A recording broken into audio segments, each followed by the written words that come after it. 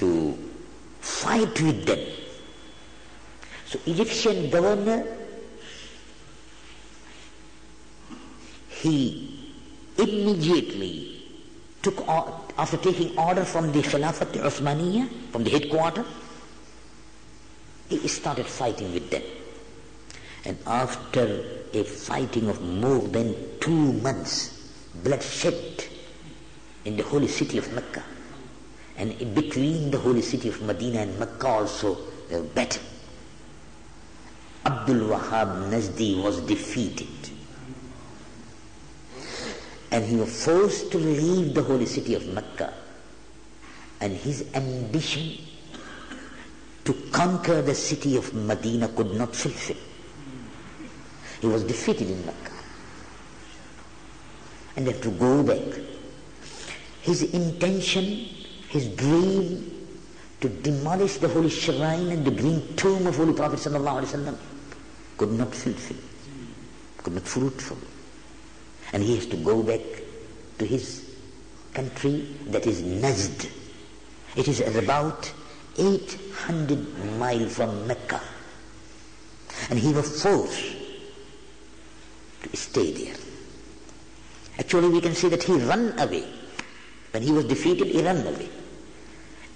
Muhammad Ali Pasha was trying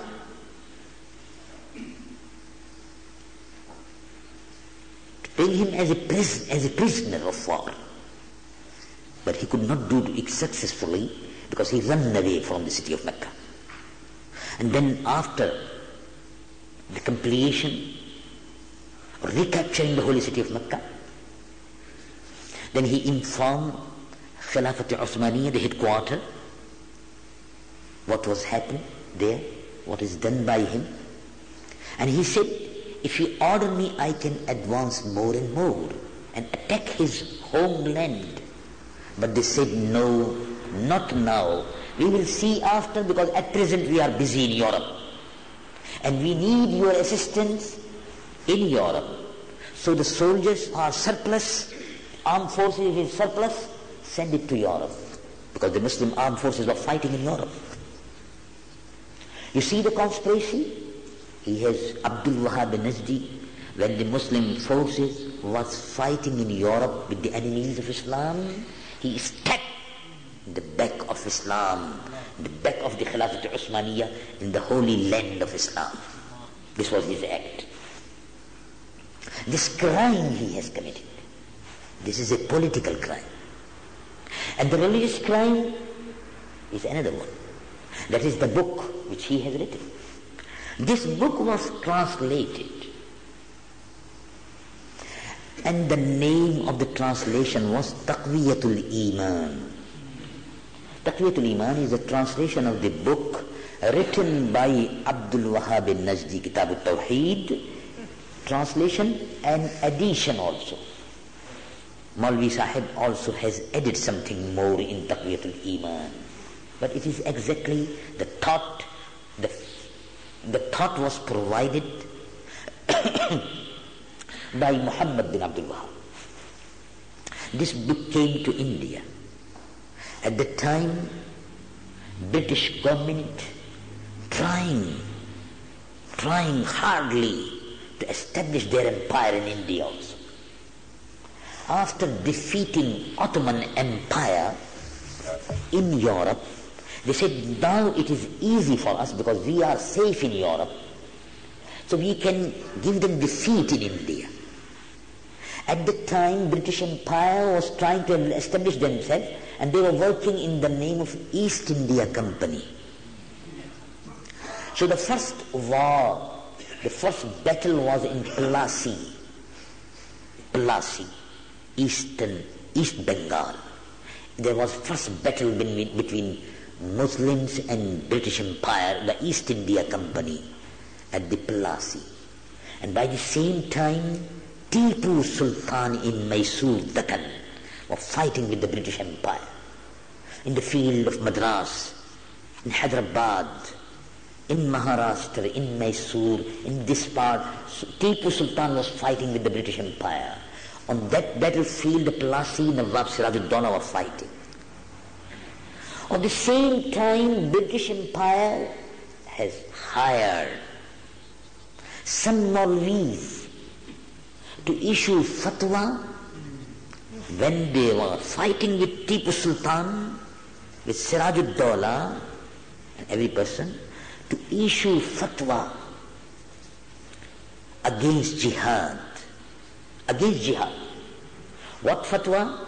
That the British Empire, British ruler are very good people. They allow us to offer our prayer.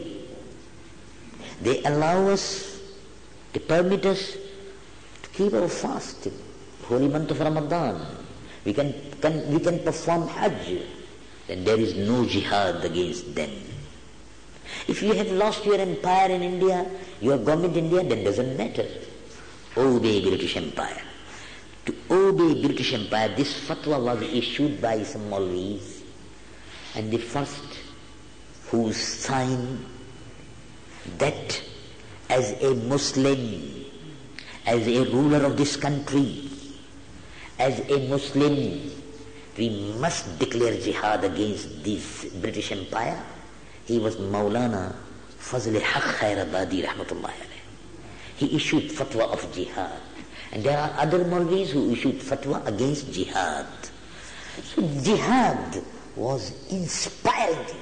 Whenever Muslim told that there is a jihad, so every Muslim become alert, and he liked to fight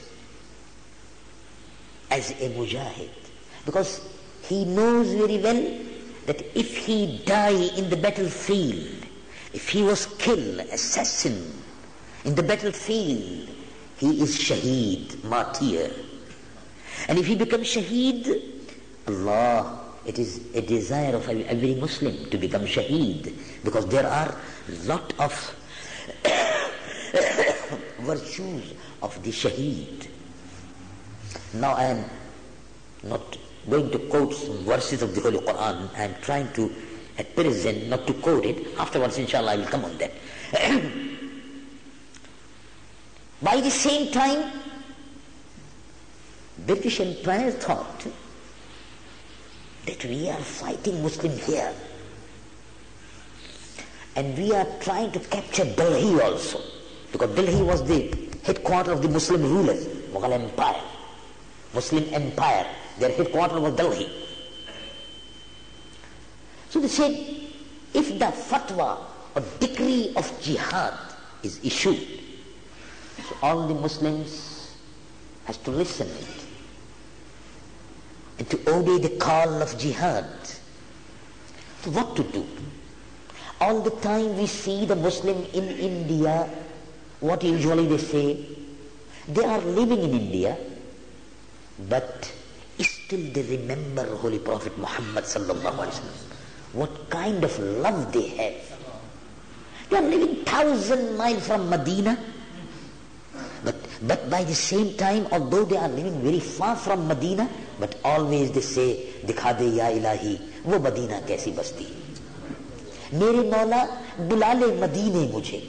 So always this Medina, Medina. And Nabi, Ya Rasulallah, Ya Rasulallah. Always saying, Ya Rasulallah, Ya Rasulallah. Medine wale say, they have connection. Medine wale say, they have connection. How to disconnect it? So that the inspiring force is Holy Prophet Sayyidul Alameen Muhammad Rasulullah sallallahu alaihi wasallam, his name, his teaching and path. How to disconnect them? And still they have respect of the Holy Prophet sallallahu alaihi wasallam. That if a person asks them to die in the name of Holy Prophet sallallahu alaihi wasallam, they sacrifice themselves. So still there is a magnetic power in the name of Holy Prophet Muhammad sallallahu alaihi wasallam. So the best way is, if we want to rule India, we want to continue our rule in India,